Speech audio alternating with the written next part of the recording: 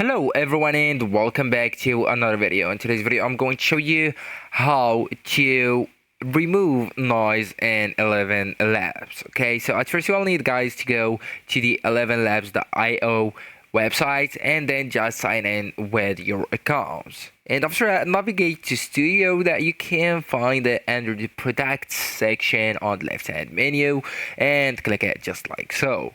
And then just go ahead and here you can upload an existing audio file or just generate a new audio from text using text to speech.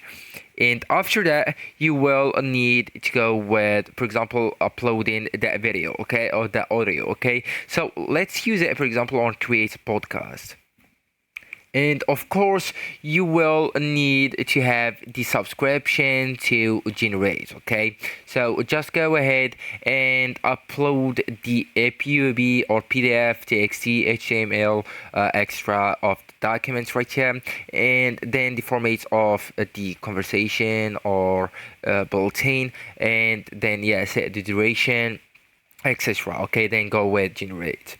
And after that, you will need to open the audio enhancements options and look for audio enhancements, effects, or noise reduction in the interface.